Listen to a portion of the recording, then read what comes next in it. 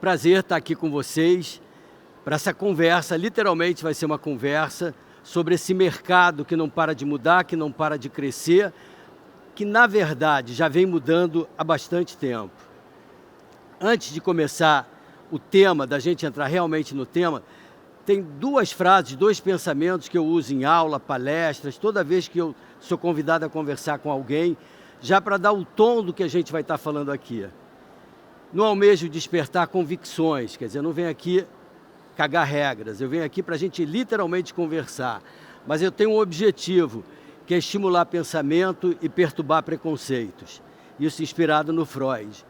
A questão do pensamento, e aí já entrando de alguma forma na nossa conversa, quer dizer, a gente é impactado por tudo semi-pronto o tempo todo, que algumas vezes levam a gente à comodidade de não pensar.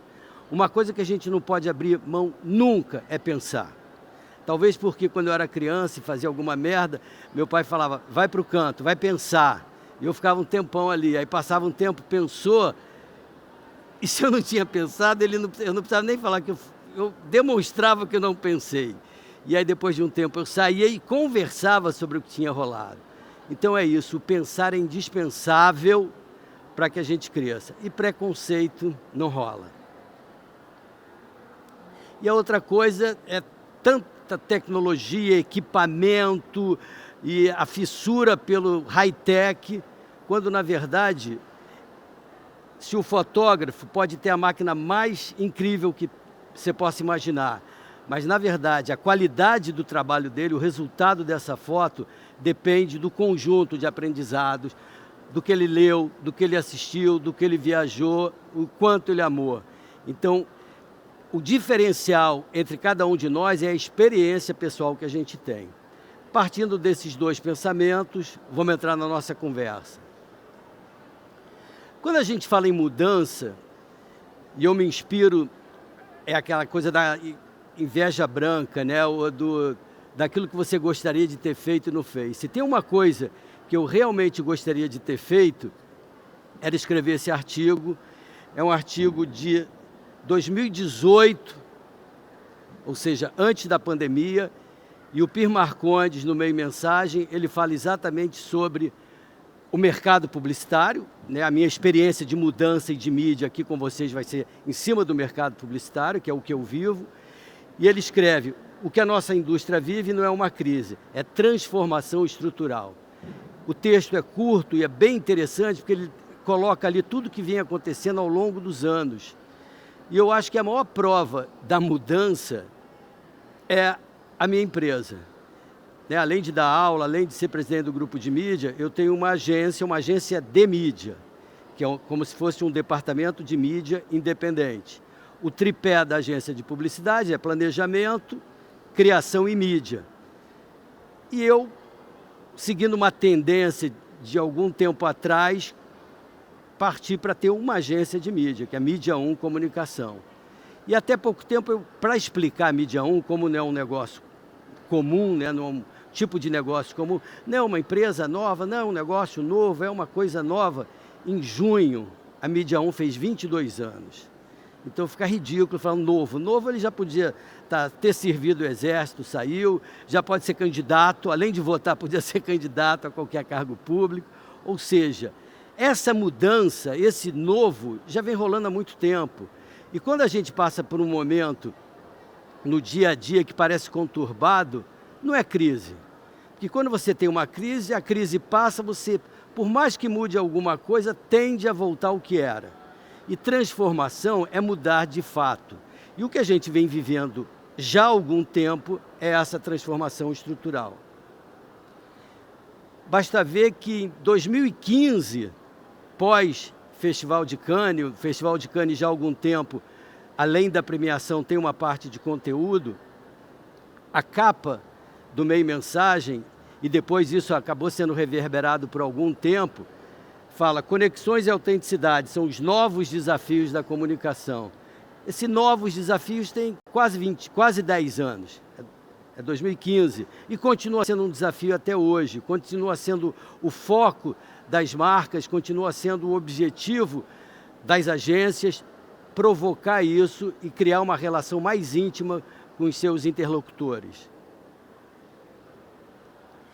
E aí, como é que a gente convive com essa transformação? Como é que a gente convive com essa coisa da mudança constante? Informação. Isso tem a ver com aquele meu primeiro slide, né? A questão de você pensar, não dá para a gente pensar sem informação, e a informação genérica, geral, por todos os lados, quer dizer, todo tipo de informação. Só cabe a gente colocar numa caixinha e deixar arquivada. Em algum momento você vai precisar daquela informação. Então, o tempo todo é a gente perceber que aquilo que a gente tem contato, aquilo que chega de novo, um bate-papo como esse nosso, um bate-papo que estão rolando em outros espaços, o que a gente é impactado no celular ou no dia a dia, é uma informação que em algum momento pode ser muito útil para a gente numa tomada de decisão ou até para ter consciência do que está rolando de um modo geral. E aí uma coisa que é fundamental, é preciso entender que o momento que vivemos,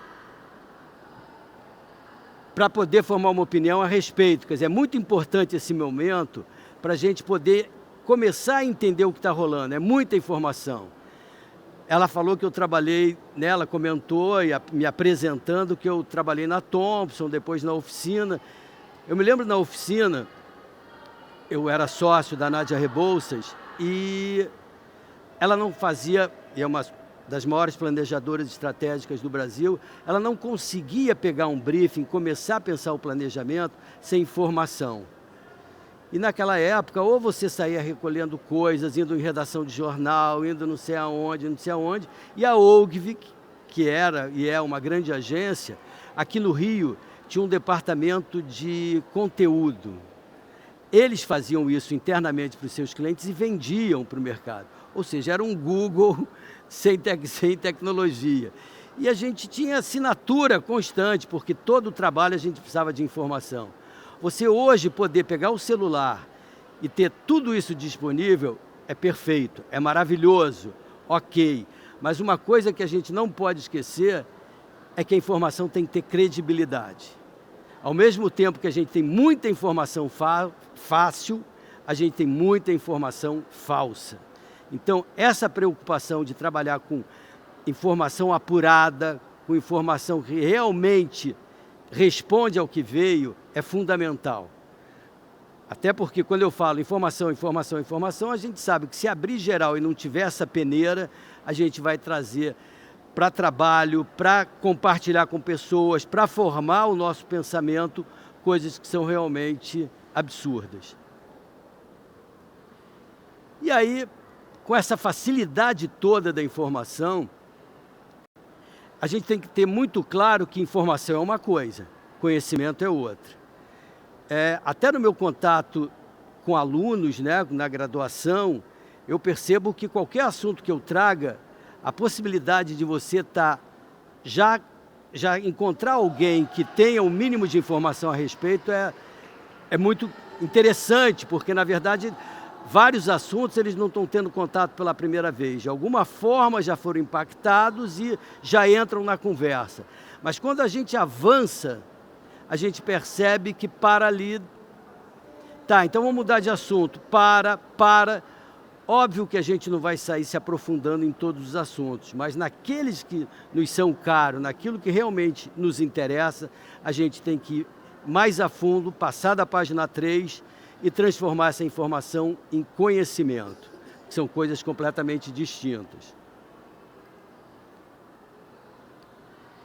E aí vamos falar dessa maluquice de surgimento de meios e mídias e maneiras de se impactar o nosso público-alvo, enquanto profissional de publicidade, ou ser impactado como cidadãos.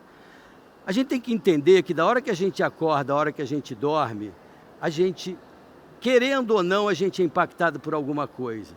E cada dia que passa surgem coisas novas. E aí fica uma recomendação, uma dica, e eu vou ficar super feliz se saindo daqui para frente, vocês se lembrem de mim, eu costumo dizer, passe a doer no ouvido, toda vez que alguém chegar para vocês e falar, mas ninguém mais, né? Não existe ninguém mais. É todo mundo também. A gente tem que substituir isso e realmente doer no ouvido. Mas ninguém mais. Primeiro, não falar mais ninguém mais. Por favor. Porque quem tem o ouvido sensível e doído como o meu, possivelmente vai se sentir incomodado com a sua fala. E outra, quando alguém falar, ou simplesmente, eu já falo, não repete isso. Às vezes eu estou numa roda de amigos, às vezes eu estou ouvindo alguém no lugar público falar, eu não aguento, no elevador, falei, por favor, não repete isso não. E aí eu explico o motivo. Na verdade, não existe o ninguém mais, é todo mundo também. Se a gente está falando de mídia, se a gente está falando de meios, talvez um dos meios mais antigos, só no Brasil, tem mais de 100 anos, completou 100 anos ano passado, o rádio, talvez seja o meio mais atual, mais moderno, que sempre ao longo dos anos foi up-to-date. Em setembro de 1950, quando surge a televisão no Brasil, o rádio acabou, ninguém mais ouve rádio. O rádio, e ele se reinventa. E ele se reinventa, e ele se reinventa. É um meio interativo, que você pegava o telefone fixo e falava com o locutor. Hoje você pega o celular e fala com o locutor. O rádio você ouve ele aonde você quiser, inclusive no celular. Mas eu tenho todos... Quais são os diferenciais do rádio? Prestação de serviço, informação local de trânsito, temperatura... mas eu tenho aplicativos para isso, mas ali está tudo ali. E música, mas música, eu tenho minhas playlists e tal. Não, mas nada como você ser impactado com uma música que você não conhece, com uma música que realmente você quer relembrar. Né? E notícia, não, imagina, eu tenho todos os aplicativos de notícia, mas ali está tudo junto e misturado. Então o rádio secular continua sendo um meio super atual, e está na rua, e está no bolso. Então, o exemplo do rádio serve para qualquer outro meio. A televisão acabou, ninguém mais vê televisão. E aí tem uma coisa interessante, porque eu chego de tiozão moderninho no primeiro dia de aula, e aí fico ali bancando eles. Segundo dia, estou lá, e aí eles já começam a se sentir íntimos do tiozão. Na terceira aula, isso já é planejado. Falo, gente...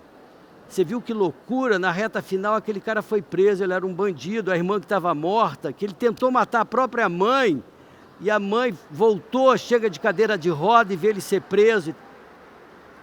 O que você está falando? Da novela das 7, que acabou ontem. Como assim? Eu falei, eu esqueci de dizer quando eu me apresentei, sou maior noveleiro. Eu assisto a novela das 7, das 9, das 10, vale a pena ver de novo, e o Viva. Aí ele já começa a olhar esquisito, quer dizer, esse tiozão moderninho é noveleiro. E aí, a partir dali, todo final de aula, alguém traz um tema da novela para conversar comigo. Então, essa coisa que em alguns momentos deixa a gente impressionado, é muita novidade, todo dia pode alguma coisa. Eu estava ali vendo a palestra do TikTok, e eu me lembro que quando começou a pandemia, o Romilton e o João, que são meus sócios, falaram, olha, porque eu já tive um programa de rádio em 2 temporadas na MPB FM, que era um programa rápido, de 15 minutos, sobre o mercado, um bate-papo, um ponto de contato. E aí eles, todo mundo com muitas máscaras, eu estava isolado com a minha mãe e tal, e aí eles foram, a gente se encontrou no Play, assim, numa área aberta, no jardim do prédio dela, para falar, olha, o TikTok está começando a bombar, não sei o quê. A gente podia fazer umas pílulas do ponto de contato no TikTok. E aí eu abri a minha conta no TikTok e gravei o que seria uma série de programas, que eu nunca fiz. Ficou só naquela abertura. E hoje, vendo ela apresentar o TikTok, que era... Ali eu já estava antevendo uma coisa de conteúdo, e não só de gracinha e dancinha, que nem existia do jeito que existe hoje. Mas hoje ela falando sobre a área de educação, professores dando aula e sendo compartilhados não só aqui, aula de inglês, aula de matemática. Esse da aula de matemática, o professor é compartilhado no mundo inteiro, não sei quantos milhões, 120 milhões. Então, é muito doido, é muito rápido e está aí. Então a gente, quando é impacto, nossa, respira fundo, volta. pensamento, digerir, tornar isso conhecimento, entender que nada é ninguém mais, é todo mundo também, e está aberto, porque está aqui, ó. Também, por outro lado, e aí falando com as pessoas que se assustam mais, falam, não, mas essa coisa de influenciadores, essa coisa de redes sociais, isso é bobagem, isso é para garotada. Não é. Tanto que as marcas, e é interessante, a Fátima, minha parceira da vida inteira, minha diretora do grupo de mídia, meu braço direito no dia a dia, a gente vê como a coisa flui no mercado, marcas, grandes marcas globais que anunciavam em todos os meios, que tinham projetos de destaque na revista Caras, que tinham programas patrocinados na televisão, em determinado momento sai, agora é tudo digital. Agora vamos trabalhar só com digital, influenciadores, redes sociais. Aí um amigo nosso, que é de uma dessas grandes empresas, foi passar um briefing para os meus alunos. Um briefing que tinha uma coisa de ponto de venda, tinha uma coisa de venda e praia, tinha uma coisa que... E o briefing era uma verba bem interessante. O briefing trazia claro a recomendação só a meios digitais. Durante o processo de trabalho, os alunos vinham conversar comigo e falaram, Antônio, eu não concordo. Porque isso aí tem que ter ação na praia, isso tem que ter ação na farmácia, isso a gente tem que estar na rua. Falei, mas o papel do profissional de mídia, o papel da agência não é fazer o que o cliente quer ou pediu. Se ele está trabalhando com a gente, porque exatamente ele quer a nossa opinião. A gente tem que recomendar e justificar. A gente trabalha com dados, com informação. E aí, adorei, porque eu iria provocar, mas eu nem precisei. E vários grupos fizeram coisas incríveis. Ele volta para assistir e ainda trouxe outras pessoas. Aí ele assistindo, era impressionante que ele fazia o riso, ele não conseguia segurar o riso. Quando acabou o comentário, ele falou, adorei. Adorei porque vem de fora uma imposição que a gente não tem muito como questionar. Eu vou pegar o trabalho de vocês e vou mandar para Paris. E os trabalhos foram para Paris. Hoje, uns 10 anos depois disso, esse cliente, essa empresa, volta a ter patrocínios incríveis na televisão, está na rua, está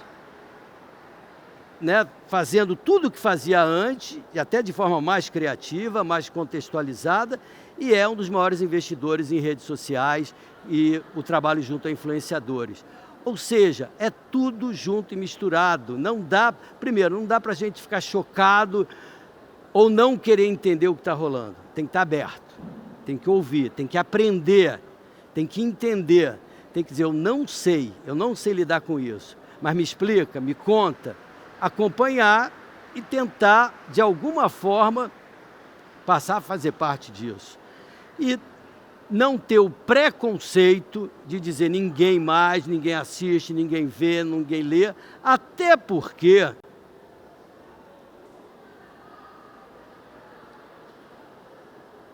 quem trabalha com comunicação, quem trabalha com publicidade, quem trabalha com mídia, o foco, aí sim, a maior parte do nosso tempo tem que ser gasto entendendo o comportamento das pessoas.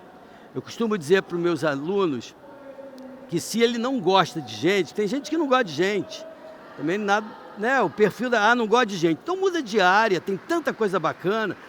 E quando eu falo isso na PUC, eu falo, é só mudar de prédio. Tem áreas aqui dentro que você não precisa nem olhar ninguém, você vai ficar ali fechadinho, você e a tela, você não precisa ver ninguém. Agora, se você gosta de gente, e se você gosta de uma boa história, você está no lugar certo. E aí eu tiro por mim. Se eu entro num prédio alto, eu sei que certamente eu vou perder o andar. Aquele elevador cheio, que alguém está contando uma história, chega no meu andar, senhor, falei, não, porque eu não quero perder o final da história. E às vezes quando eu tenho que descer, eu falei, tá, mas aí ele ficou com ela e foi para onde? Mas voltaram? Aí a pessoa, desculpa, eu quero saber o final da história. Gostar de gente, gostar de história é pré-requisito para você ter um bom começo na área de comunicação, de publicidade, de mídia, de marketing, Vamos começar com marketing, comunicação, publicidade e mídia. E eu adoro observar comportamentos, né? Então, o gostar de gente passa por isso. Olhar, eu fico, às vezes eu ando muito de metrô, eu olho assim e fico assim. Aí quando eu bato no olho, eu disfarço que a pessoa, que esse tarado está me olhando assim de cima a baixo? Né? E é homem, mulher, criança, é alguém que me chama atenção. Se tem duas pessoas conversando, eu viajo na conversa das pessoas. Então, pelo visto, eu acho que tem algumas pessoas assim também, que eu estou vendo vários risos. E é isso, que bom! Isso é um diferencial, isso faz parte. Por quê? Em última análise, eu quero entender por que aquela pessoa tem aquela posição, por que ela está falando aquilo. Porque, em última análise, eu vou depender desse meu entendimento para fazer uma recomendação. Será que o meu produto tem adequação com esse perfil? Né? Quando eu digo que nós trabalhamos com dados, com pesquisa, com informação, óbvio que lá atrás e até hoje é crucial a gente ter dados demográficos. Sexo, faixa etária, classe socioeconômica. No geral. Mas será que a idade que está na carteira de identidade corresponde à cabeça? A minha não corresponde em hipótese nenhuma. Eu não tenho o menor problema de falar minha idade, até porque eu não tenho nada a ver com ela. Sexo. Tem a questão do sexo, aí a questão do sexo, o que você faz na cama ou não, ou o sexo mesmo, que as pessoas estão trocando de sexo, até porque não é como se sente. É uma discussão que não cabe aqui, mas eu não posso só definir como homem e mulher. E mais, mesmo quando a gente tem homem e mulher, homem, mulher, mulher, o convencional descritivo da Bíblia, tem gostos diferentes. Em algum momento, quem considerava isso e tinha uma campanha de carro, é para homem. Eu não dirijo, e eu tenho amigas que são taradas por carro. Né? Investimento financeiro e tal, é para mulher, é para homem. Eu conheço mulheres que são muito mais espertas com investimento financeiro que o homem. Por outro lado, cosméticos, shampoos, coisas de beleza. O segmento que mais cresceu nos últimos anos foi cosméticos para homem. Então, isso sem entrar na questão sexual, é no perfil homem e mulher. E classe socioeconômica. Eu sempre tive um problema ali, o que me salvava era a graduação, o mestrado, era a questão de... Principalmente ter a questão da educação que somava. Porque soma quantos cômodos tem na casa, quantos banheiros, quantos eletrodomésticos, não sei o quê. E as minhas casas sempre eu quebrei parede, sempre não tive um monte de eletrodomésticos. Se bobeasse, eu estava quase caindo na classificação. Então, essa classificação socioeconômica é interessante, mas tem o perfil psicográfico, tem um comportamento das pessoas, tem uma coisa que essa observação é fundamental na recomendação. Eu só tenho 2 minutos para acabar, eu ainda quero conversar mais, hein? Uma coisa que eu copiei de um amigo meu, numa palestra, que eu fiquei apaixonado até porque é um pouco do meu perfil. A gente passou a vida inteira nessa coisa dos especialistas. Somos o especialista, ele é um especialista em mídia. Eu nunca me encaixei na figura do especialista em mídia, porque tem uma relação com as coisas da instituição, do grupo de mídia, do SEMP, da ABA, da Associação Brasileira de Propaganda, do CONAR. Eu sempre tive um envolvimento com outras áreas, com audiovisual, com entretenimento. Eu já fui diretor da Mangueira e já fui subsecretário de Cultura de Búzios. Então, que especialidade é essa, né? Especialista em mídia, no crachá. Então, óbvio que tudo tem que ter consistência, não basta você atirar em todas só para dizer que você é um nexialista. Mas cabe, e principalmente para os mais jovens, não tem que escolher uma coisa e ser só aquilo o resto da vida. Você pode tudo que você quiser, contanto que você tenha consistência naquilo que você faz.